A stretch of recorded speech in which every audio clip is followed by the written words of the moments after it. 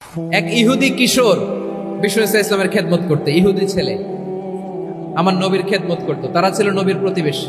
তো অনেকদিন হয় ইহুদি ছেলেটা আসে না। বিষ্ণুনবী খোঁজ নিলেন, ঘটনা কি? একটা ইহুদি ছেলে না আমার খেদমতে আসতো, ছেলেটা কই? খোঁজ নিয়ে জানলেন ছেলেটা অসুস্থ। বিষ্ণু ইসলাম ওই ইহুদির বাড়িতে চলে গেলেন ওই ছেলেটাকে দেখা করার জন্য, ভিজিট করার জন্য। সুবহানাল্লাহ পড়বেন না? গেলেন, যে দেখে ইহুদি ছেলেটা মুমূর্ষ, জান যায় ভাব, বিছানায় পড়ে আছে, তার বাবা দাঁড়ানো। বিশ্বনবী তার মাথার পাশে বসলেন, মাথায় হাত বুলিয়ে দিলেন, আর ছেলেটাকে বললেন, আসলিম, হে ইহুদি ছেলে, আসলিম, ইসলাম ধর্ম গ্রহণ করো। তো ছোট্ট ছেলে ভাবে আমরা ইহুদি, এখন ইসলাম ধর্ম গ্রহণ করলে আব্বা যদি বকা দেয়। ফানাযারা ইলা ওয়াজহি আবি, ছেলেটা তার বাবার চেহারার দিকে তাকালো, দেখে আব্বা কি কয়। আব্বা যদি বলে তাইলে ইসলাম ধর্ম গ্রহণ করো। ইহুদি ছেলেটা তার বাবার দিকে যখন তাকালো, ওর বাবা বলে, আতিয়া আবুল কাসিম, আবুল কাসিম যা বলে তাই করো। আবুল কাসিম হচ্ছে বিষ্ণু ইসলামের একটা কুনিয়াত, উপনাম।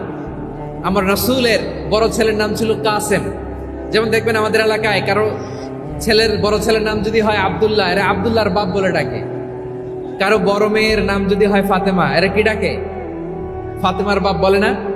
তো বিষ্ণু ইসলামের বড় ছেলের নাম ছিল কাসেম। ইহুদি বাবা বলল, আতিয়া আবুল কাসেম, আবুল কাসেম যা বলে তাই শোনো, মানে মোহাম্মদ যা বলে তাই শোনো। এই কথা শুনে ছেলে সাহস পাইছে। ছেলে আবার পড়তে আরম্ভ করলো, আশহাদু আল্লাহ ইলাহা ইল্লাল্লাহ ওয়া আশহাদু আন্না মুহাম্মাদার রাসূলুল্লাহ, পড়েন আল্লাহু আকবার। বিশ্বনবীর আহ্বান শুনে, ওই আহ্বানে সাড়া দিয়ে ইহুদি ছেলে শাহাদা পড়ে মুসলমান হয়ে গেল। তার হৃদয়টারে ইমানের নূর দিয়ে আলোকিত করে দিল কে? প্রিয় ভাইরা, এবার রাসূল সাল্লাল্লাহু আলাইহি ওয়াসাল্লাম বের হয়ে আসলেন ঘর থেকে, আর বললেন, আলহামদুলিল্লাহিল্লাযী আনকাযাহু মিনান নার, প্রশংসা সে আল্লাহর, যে আল্লাহ জাহান্নামে চলে যাচ্ছিল প্রায় এমন একটা লোককে মুহূর্তের মধ্যে কালেমায়ে শাহাদাতের বদৌলতে জান্নাতি বানায় দিলেন। আওয়াজ করে পড়েন সুবহানাল্লাহ। এই হাদিস থেকে আমরা কি শিখলাম? What is the moral of the story? এক নম্বর স্টোরি হলো, প্রতিবেশী ইহুদি হোক হিন্দু হোক, যাবেন, সুসম্পর্ক রাখবেন, উপহার দিবেন, বিপদে পাশে দাঁড়াবেন, তাইলেই তো আপনাদের প্রতি, মুসলমানদের প্রতি তারা আকৃষ্ট হবে, ঠিক কিনা বলেন? আপনি যদি হিন্দুদের সাথে বৌদ্ধদের সাথে নাই মিশেন, নাস্তিকের কাছে নাই যান, তো ইসলামের সৌন্দর্যটা ওরা বুঝবে কেমনে? আমার অনেক হিন্দু পরিচিত ভাই আছে, ওরা আমাদের ইফতারির প্রোগ্রামে এসে একসাথে ইফতারি করে। অনেক মদখোর আমার সাথে বসে একসাথে ডিনার করে, হাফ প্যান্ট পরা, গলায় স্বর্ণের চেইন, হাতে স্বর্ণের ব্রেসলেট, আইসা আমার সাথে ডিনার করছে, আছে এরকম। গাঁজাখোর, আমি বলে, আসো, ওয়েলকাম টু মাই ডিনার, আসো বসো। বসলেই তো আমি ওর ডিএনএ, চিন্তার ডিএনএ চেঞ্জ করে দেওয়ার সুযোগ পাবো। চিল্লায় বলো ঠিক কিনা? আসতে হবে আমার কাছে। Our door is open. The door of Islam is open 24/7. সব সময় আমাদের ইসলামের দরজা আমার অমুসলিম ভাইদের জন্য খোলা আছে না নাই? এই হাদিস থেকে দুইটা শিক্ষা। এক নম্বর শিক্ষা, প্রতিবেশী মুসলিম হোক অমুসলিম হোক, যান, অসুস্থ হইলে একটু আপেল নিয়ে যান, আঙ্গুর নিয়ে যান, কমলা নিয়ে যান, তাদের সাথে ভালো আচরণ করেন। ইসলামের বিউটি দেখে, সৌন্দর্য দেখে অবাক হবে, নসিব ভালো হলে কোনোদিন কালিমা পড়ে মুসলমান হয়ে যাবে, ঠিক কিনা বলেন? তাহলে অমুসলিমের সাথে ভালো সম্পর্ক। বিশ্বনবী ইহুদির বাড়িতে গেলেন, ইহুদির বাড়ি, আর আমার মুসলমান ভাই আমার কাফের বলে, এরকম আছে না নাই? মুসলিমরা দেখতে পারে না, সহ্য করতে পারে। বিশ্বনবী সাল্লাল্লাহু আলাইহি ওয়াসাল্লাম ইহুদির বাড়িতে গেলেন, এটা একটা শিক্ষা। আরেকটা শিক্ষা হলো, ভাইরা, ধাক্কা মেরে এসে সামনে এসে কি লাভ? প্রোগ্রাম তো শেষ হচ্ছে, এখনই শেষ হচ্ছে। তো এই যে আমাদের বকশি ভাই ওয়াদা নিল, হাত তোলালো, মিম বলে এত কথা বললো, তো আমি জেলায় জেলায় যে খালি হাত নাড়াই তোমাদের জন্য নাকি? হ্যাঁ, হাত নাড়াই শুধু। এই ধাক্কাইতে এদিকে এসে হাত নাড়াইতেছে, হয়েছে তো, দেখলাম তো, ঠিক আছে, মাশাআল্লাহ, অনেক সুশৃঙ্খল, অন্যান্য যে কোনো জেলার জন্য সুশৃঙ্খল। আমার দিকে তাকাও, আমার দিকে তাকাও, ঠিক আছে। এই যে দাঁড়িয়ে আছে, একটা ছেলে নড়ে না, দেখছেন? মাশাআল্লাহ, মাশাআল্লাহ, মাশাআল্লাহ। হ্যাঁ, এইভাবেই। আর কয়েকটা মজাদার কথা আছে, শোনো। এই হাদিস থেকে আমাদের শিক্ষা হলো, আমার প্রতিবেশী যেই ধর্মের হোক, আমি সম্পর্ক রাখবো। অসুস্থ হলে যাব, কি বলেন ভাইরা? যাবেন না? যাবেন না আপনারা?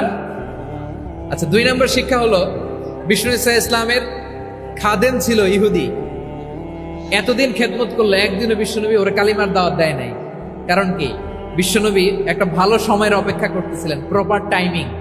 দাঈর কাজ হচ্ছে দাঈ ইলাল্লাহ, সে হচ্ছে সুযোগ সন্ধানী।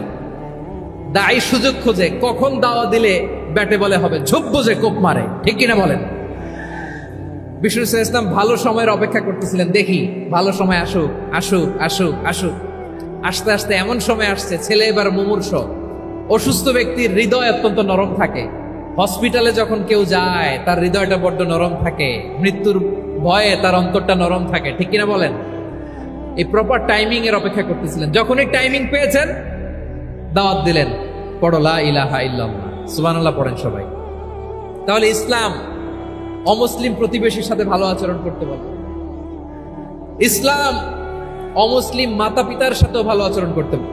এজন্য রব্বুল আলামিন বলেন, ইন্নাদ-দীনা ইনদাল্লাহিল ইসলাম, আল্লাহর কাছে মনোনীত গ্রহণযোগ্য অ্যাকসেপ্টেড ধর্ম মতাদর্শ একটা, সেটা হলো ইসলাম। ইসলাম ছাড়া অন্য কোন ধর্ম যদি কেউ তালাশ করে তার ওই ধর্ম আল্লাহ গ্রহণ করবে না। ওমাই ইয়াবতাগি গায়রাল ইসলামি দীনান ফালাই ইউকবালা মিন ওয়া হুয়া ফিল আখিরাতি মিনাল খাসিরিন। Whoever seek anything except Islam, that won't be accepted from him, and he will be loser in the day of judgment. কিয়ামতের দিন ইসলাম ছাড়া কেউ যদি অন্য কোনো ধর্ম তালাশ করেছে দুনিয়াতে, তার এই মতাদর্শ গ্রহণ করা হবে না, and he will be loser, সে হবে লুজার, ক্ষতিগ্রস্ত। হাই হাই কোম্পানির ম্যানেজার, ওর আমও শেষ, সালাও শেষ। আওয়াজ করে বলেন ঠিক কি না? এজন্য ইসলাম পেয়ে আমরা খুশি না বেজার? প্রত্যেক নামাজ শেষে আমরা আল্লাহরে বলি, আল্লাহ রাদিতু বিল্লাহি রাব্বা ওয়া বিল ইসলামি দীনা ওয়া বি মুহাম্মাদিন নাবিয়ান ওয়া রাসূলা। ও আল্লাহ, তোমারে রব হিসেবে পেয়ে আমরা খুশি। ও আল্লাহ, ইসলামকে ধর্ম হিসেবে পেয়ে আমরা খুশি। বিশ্বনবীকে আমাদের রাসূল পেয়ে আমরা খুশি, ঠিক কিনা বলে? ইসলাম ছাড়া অন্য কোনো ধর্ম আমরা গ্রহণ করব না, ঠিক কিনা বলেন? আল্লাহর কাছে অ্যাকসেপ্টেড রিলিজিয়ান একটা, সেটা ইসলাম। তো বিশ্বনবী সাল্লাল্লাহু আলাইহি ওয়াসাল্লাম মক্কাতে কিংবা মদিনাতে খুব পিসফুলি এক্সিস্ট করেছেন, যে কোনো ধর্মের সাথে মিলেমিশে চলেছেন। তার প্রমাণ আমরা যদি রাসূল সাল্লাল্লাহু আলাইহি ওয়াসাল্লামের বায়োগ্রাফির দিকে তাকাই, তাহলে দেখব তিনি মুশরিকদের সাথে পিস ট্রিটি করেছেন, শান্তি চুক্তি, পিস ট্রিটি, পিস এগ্রিমেন্ট। আপনারা হুদাইবিয়ার সন্ধির নাম শুনেছেন? আমার লালমনিরহাটের কলিজার টুকরা ভাইয়েরা, হুদাইবিয়ার সন্ধির নাম আপনারা শোনেন নাই? ষষ্ঠ হিজরিতে বিষ্ণু সাল্লাল্লাহু আলাইহি ওয়াসাল্লাম মুশরিকদের সাথে এই ট্রিটি করেছেন, চুক্তি। কাদের সাথে? মুশরিকদের সাথে। আমরা তো মুসলমান বসতে পারি না, আমরা দুই মুসলিম ভাই একসাথে বসে চা খেতে পারি না, গল্প করতে পারি না। বিষ্ণু সাল্লাল্লাহু আলাইহি ওয়াসাল্লাম মুশরিকদের সাথে ট্রিটি করেছেন, হুদাইবিয়ার সন্ধি। এই সন্ধির আগে মক্কা থেকে কেউ মদিনায় যেতে পারে না, মদিনা থেকে কেউ মক্কায় যেতে পারে না। কিন্তু এই সন্ধির পরে ট্রাফিক স্বাভাবিক হয়ে গেল। মক্কার লোকেরা মদিনায় আসতে পারে, মদিনার লোকেরা মক্কায় আসতে পারে। এটাকে বলে সুলহে Hudaybiyyah, the peace agreement of Hudaybiyyah, শান্তি চুক্তি। আমরা পৃথিবীতে এখন অনেক শান্তি চুক্তির নাম শুনি, এগুলো সব the piece treaty of Hudaibiya থেকে কপি করা। আল্লাহু আকবার। তাহলে বিশ্বনবী সাল্লাল্লাহু আলাইহি সাল্লাম তিনি যে শান্তিপূর্ণ সহাবস্থানে বিশ্বাসী ছিলেন, মুসলমানেরা যে অন্য ধর্মের প্রতি সহনশীল, তার প্রমাণ হচ্ছে এই পিস ট্রিটি। শুধু তাই নয়, মাইকের সাউন্ডটা একটু বাড়াই দিতে হবে, খুব দুর্বল, একটু মজবুত করতে হবে, আর একটু ক্লিন করতে হবে, আর সবগুলা জায়গায় সাউন্ড যাচ্ছে কিনা একটু ক্রস চেক করতে হবে। হ্যাঁ, পাবেন দিচ্ছে mike operator, he is trying his level best, দিচ্ছে। মাইক অপারেটর যিনি আছেন, প্রতিটি জায়গায় প্রতিটি সাউন্ড বক্সে যেন আওয়াজ পাওয়া যায়, একটু ক্রস চেক করেন, সাউন্ডটাকে একটু স্ট্রং করে দেন। হ্যাঁ, ঠিক আছে, মাশাআল্লাহ। এদিকে তাকান, এদিকে। মক্কার পার্ট গেল, পিস এগ্রিমেন্ট করলেন, শান্তি চুক্তি। বিষ্ণু সাল্লাল্লাহু আলাইহি ওয়াসাল্লাম মদিনায় যেয়ে কি করলেন? মদিনায় যে বিষ্ণু ইসলাম মদিনা চার্টার করলেন, মদিনা সনদ, সাহিফাতুল মদিনা, এটার বলে মদিনা চার্টার। যে ওয়েস্টে, ইউরোপে, আমেরিকাতে তারা অনেক চার্টার করে, সব চার্টার মদিনা চার্টার থেকে কপি করা। আওয়াজ করে পড়েন সুবহানাল্লাহ। বিষ্ণু ইসলাম মদিনায় গেলেন, মদিনাতে মুসলিম, মুশরিক, ইহুদি এই তিন ধর্মের লোক মিলে সব স্টেক হোল্ডার যারা আছে সবাইকে নিয়ে বিষ্ণু ইসলাম মদিনা চার্টার করলেন, মদিনা সনদ। পড়েন সুবহানাল্লাহ। শুধু তাই নয়, মক্কাতে বিশ্বনবী পিস এগ্রিমেন্ট করলেন, শান্তি চুক্তি মুশরিকদের সাথে।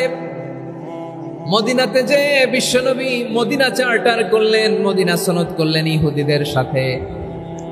আবার মদিনাতে বিশ্বনবী ইহুদিদের সাথে পিস ডায়ালগ করলেন, ইন্টারফেথ ডায়ালগ করলেন, আন্তধর্মীয় সংলাপ করলেন। যে সংলাপের মূল ভিত্তি ছিল তাওহীদ। মূল ভিত্তি ছিল কি? তাওহীদ। বিশ্বনবী ইহুদিদেরকে ডাকলেন, আহ্বান করলেন, قل يا أهل الكتاب تعالوا إلى كلمة سواء بيننا وبينكم ألا نعبد إلا الله ولا نشرك به شيئا ولا يتخذ بعضنا بعضا أربابا من دون الله فإن تولوا فقولوا اشهدوا بأننا مسلمون। সুবহানাল্লাহ পড়েন। বিশ্বনবী মদিনার ইহুদিদের ডেকে বললেন, ও ইহুদিরা, শোনো শোনো, আসো এমন একটা আদর্শের প্রশ্নে আমরা একত্রিত হই, যে আদর্শের প্রচার তোমাদের নবীরাও করেছে, আমিও করি। যে আদর্শের কথা তোমাদের পবিত্র ধর্মগ্রন্থগুলোতে আছে, আমার কোরআনেও আছে, সেটা হলো তাওহীদ। আমরা এক আল্লাহ ছাড়া কারো ইবাদত করব না, আল্লাহর সাথে কাউরে শরীক করব না, আল্লাহ ছাড়া কাউরে রব মানব না। পড়েন সুবহানাল্লাহ। তাহলে আমার প্রিয় লালমনিরহাটের ভাইরা, মদিনাতে যে তিনি মদিনা চার্টার করলেন, মদিনা সনদ, পিস ডায়ালগ করলেন, শান্তির সংলাপ, ইন্টারফেথ ডায়ালগ করলেন, আন্তধর্মীয় সংলাপ, যার ভিত্তি ছিল তাওহীদ। সুবহানাল্লাহ পড়েন। তাহলে অন্য ধর্মের প্রতি সব সময় ইসলাম সহনশীল, টলারেন্স। যদি আপনি দেখতে চান ইসলামের নবী বিশ্ব নবীর দিকে তাকান, ঠিক কিনা বলেন? আমরা তো সংখ্যালঘুদের রাইটস প্রোটেক্ট করার জন্য কত আইন বানাই, কত বৈঠক করি, কত সংবাদ সম্মেলন করি। বিষ্ণু সাল্লাল্লাহু আলাইহি ওয়াসাল্লাম সংখ্যালঘুদের রাইটসের ব্যাপারে, অধিকারের ব্যাপারে যে কথা বলেছেন, শুনলে আপনি অবাক হয়ে যাবেন। বিশ্বনবী বলেন, আলা মান যালামা মুআহাদান আও ইনতাকাসাহু আও কাল্লাফাহু ফাওকা তাআতিহি আও কাল্লাফাহু ফাওকা তাকাতিহি আও আখাযা মিনহু শাইআন বিগাইরি তিবি নাফসিন ওয়া আনা হাজিজুহু ইয়াউমাল কিয়ামা। খবরদার, জেনে রাখো, কেউ যদি কোনো সংখ্যালঘুর উপরে অত্যাচার করে, কোনো সংখ্যালঘুর প্রাপ্য থেকে যদি কেউ কাউকে ঠকায়, সংখ্যালঘুর উপর যদি কেউ কষ্ট দেয়, কোনো সংখ্যালঘুর সম্পদ যদি কেউ জোর করে কেড়ে নেয়, আমি কিয়ামতের দিন বিশ্বনবী ওই সংখ্যালঘুর পক্ষে আর ওই মুসলমানদের বিপক্ষে বাদী হয়ে দাঁড়াবো। সুবহানাল্লাহ বলতে পারলেন না? আল্লাহু আকবার। আপনি নামাজি, আপনি মুসল্লি, আপনি হাজী সাহেব, তাহাজ্জুদ পড়তে পড়তে কপালে দাগ ফেলে দিছেন, আপনার প্রতিবেশী হিন্দু, ভাবছেন আমার তো পাওয়ার আছে, ওর জমিটা দখল করি। বিশ্বনবী বলেন, কিয়ামতের দিন ওই হিন্দুর পক্ষে তোর বিরুদ্ধে আমি বাদী হয়ে দাঁড়াবো। পৃথিবীর কোন ধর্মে এরকম স্টেটমেন্ট পাবেন? পাবেন? আপনি ভাবছেন আপনি নামাজ পড়লে হাজী সাহেব কপালে দাগ ফেলাই দিলে আপনি সেলসালায় জান্নাতে চলে যাবেন না? খবরদার। বিশ্বনবী বলেন, কোন সংখ্যালঘুর উপর যদি কেউ আক্রমণ করে, তার প্রাপ্য তাকে না দিয়ে যদি তাকে ঠকায়, তার উপর জুলুম করে, তার সম্পদ যদি কেড়ে নেয়, আমি নবী, তুমি মুসলিম হইতে পারো, মুসল্লি হইতে পারো, তার পক্ষে তোমার বিপক্ষে আল্লাহর দরবারে বাদী হয়ে দাঁড়াবো। আচ্ছা লালমনিরহাটের ভাইরা, কথা বুঝতে পারলে আওয়াজ করে উত্তর দেন। বিশ্বনবী যদি কারো বিপক্ষে দাঁড়ায় কিয়ামতের দিন, আই রিপিট, আমি আবারও বলছি, বিশ্বনবী যদি কিয়ামতের দিন কারো বিপক্ষে দাঁড়ায়, ও তো সেলসালায় জান্নাতি, তাই না? জান্নাতি না? যে নবীর সুপারিশ ছাড়া জান্নাতের গেটও দেখা যাবে না, ওই নবী যদি বলে তোর বিপক্ষে আমি বাদী হয়ে দাঁড়াবো, ওই জান্নাতে আর ঢোকার কোনো সুযোগ আমাদের থাকবে?